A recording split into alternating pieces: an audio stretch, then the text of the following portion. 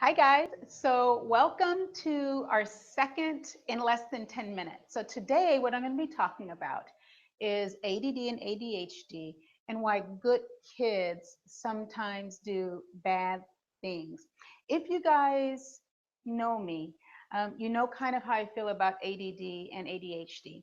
If we look at those terms, attention deficit disorder and attention deficit hyperactivity disorder, let's look at some of the characteristics quickly that are involved in those. In each one, there are three characteristics that are possible. The one you're going to see, regardless, in ADD or ADHD, is this idea of inattentiveness. And so, inattentiveness is the inability to focus or stay on task appropriate for your age. So, you wouldn't expect a 10-year-old and a 2-year-old to have the same ability to focus on a task. So it's inappropriate inattentiveness specific for age. With ADD or ADHD, there may also be an impulsivity component. Therefore, that looks like acting without thinking. And then if you have ADHD, you have the hyperactivity component of that. But also there's a hypoactivity component of that sometimes that we can see in what we could also call ADHD. Now, when we're looking at inattentiveness as the primary foundation of this diagnosis, if you have ADD or ADHD yourself, or you have a loved one, or you're the parent of a child with this, you know that these individuals do not have a difficult time paying attention when it is something that they are interested in. So I believe it's a misnomer. I don't believe it's the inability to pay attention. I believe it's the inability to pay attention to what we would like them to pay attention to. So with that said, a little bit more understanding of ADD and ADHD. Why do these kids who, if you have them, I have a couple of kids who probably have a little bit of ADD. These are good kids. They have good hearts. They're compassionate. They're intuitive. They think outside the box. They're gifted. Some of these other kids would give you the shirt off their back, or they want to help somebody else. So why do these kiddos seem to sometimes do things that people would classify as bad? So that type of bad behavior we would see in things like not turning in their homework, not being able to follow commands more than one step, sometimes saying rude comments, not quite understanding the social interactions with others and what's appropriate to say and what's not appropriate to say. A big part of what looks like bad behavior is their what seems to be an inability to take responsibility. So what that looks like is they're running and they fall down, and you say, well, you shouldn't have been running. You fell down because you were running. I didn't fall down because I was running. I fell down because so-and-so was chasing me. So if we're looking at this, what looks like bad behavior, what would explain that? And I think that this type of behavior in these kiddos can be explained by two different things. The first one is a concept called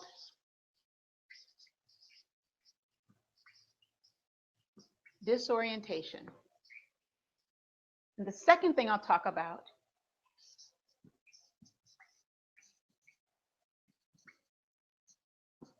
are life concepts that are either missing completely, life concepts that are incomplete,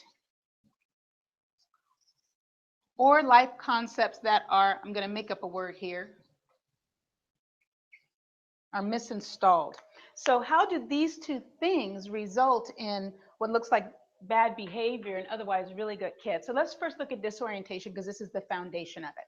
And the best way for me to explain this to you is to give you kind of an example. You ever know when you're driving your car and you come to a stoplight and a car comes up next to you, and you may get a little distracted, but then that car takes off. It turns left or it begins to roll forward, and you get that sensation that your car is rolling backwards, and so you push on the brake. In that moment, you see your car moving, you feel your car moving, you know your car is moving, you think your car is moving. So your reaction to what you think is happening is you step on the brake of a car that's not moving. That is disorientation. We are disoriented. We are not perceiving the true facts and conditions of our environment. We're perceiving what we think is happening, not what's really happening. Why is that important? Because if I spend time disoriented, like we all do that, just like in that example, but these individuals who tend to be very visual, spatial, conceptual thinkers, they tend to disorient much more of the time.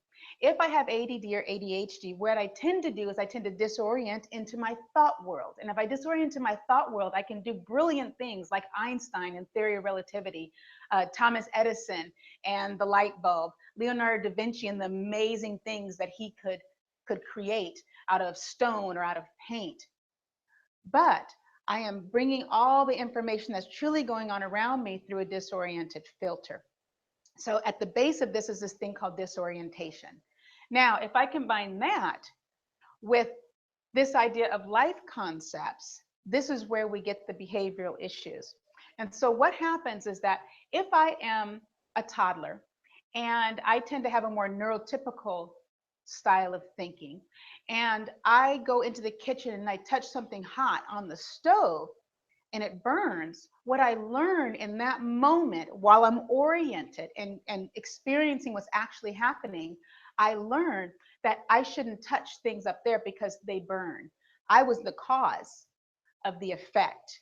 I touched it, so I caused the effect, which was burn and pain. If I'm a kiddo, though, that is disoriented into my thought world, so I'm distracted, I'm not perceiving what's really going on, I'm perceiving what I think is going on, and I spend a lot of time in that thought world, then the world that exists there does not have the cause and effect relationship that we experience in the real world. Cause, effect, and time are things that exist in our true physical world where we are interacting with one another. In my thought world, I can eat 5 pieces of Costco cheese pizza and feel absolutely fine, right? My cause and effect is whatever I determine it to be. So if I tend to spend time in that disoriented state and I'm walking to the kitchen and I touch the pot, I don't learn, don't touch hot things. I take myself out of the cause. And what I learn is someone left that there. I burned myself the effect because someone left it there. So the cause is someone left it there. The problem with that is that I will do that same activity over and over and over again. So I don't learn cause and effect. So what does that look like? You fell because you were running. No, I didn't. I fell because he was chasing me. I take myself out of cause. That looks bad. You didn't turn in your homework, but I did my homework. The teacher didn't tell me to turn it in. It's not my fault. It's the teacher's fault. No one explained that to me. Nobody likes me. Everyone hates me. When you take yourself out of the cause of the effects you're experiencing in your world, you will forever be the victim. You have no control over what's going on in your life. So for these kiddos, it may look like their behavior is being disobedient. They are going against what you said, but really, they're not. They have missing understandings. And when it comes, I'm looking at this because I'm really trying to keep this under 10 minutes, and so far I'm doing good. So if we look at this idea of impulsivity and even this idea of hyperactivity real quick, and looking how those behaviors can manifest out of this thing called disorientation.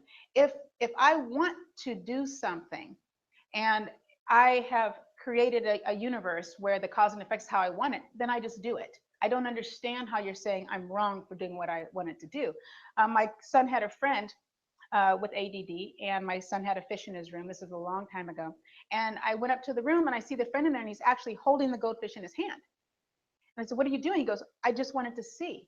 He couldn't look past what was the positive effect. All he could look at is what he wanted. And therefore, and he wasn't trying to be malicious. He wasn't trying to harm the fish, but he really did not have the ability to step out past what he wanted to see what that effect would be. So they will look as if they're doing things impulsively. They want to do it, so they do it. In their world that they created, where they're not the cause of any negative effects, why wouldn't you do that? Why would you take turns in the world that you've created, that you are experiencing as your reality? So when you're looking at these kiddos, give them a little bit of grace. There's a lot more on this subject, but I'm trying to keep this under 10 minutes. If you want some more information, go to, should say Dr. Angie's place right underneath me right here. You can go there, get lots of information. I also do Facebook posts every week that talk about just finding joy and balance in your life as a parent. So hope that helps. Hope they get you a better understanding of why good kids sometimes do bad things. They're not trying to be bad. They really don't have an understanding. And if you want to help them out, find a Davis facilitator like myself or someone else in the country. We're all around the world, and they can help them achieve orientation as well as bring in the missing life concept. So until next time, keep it simple. Take care.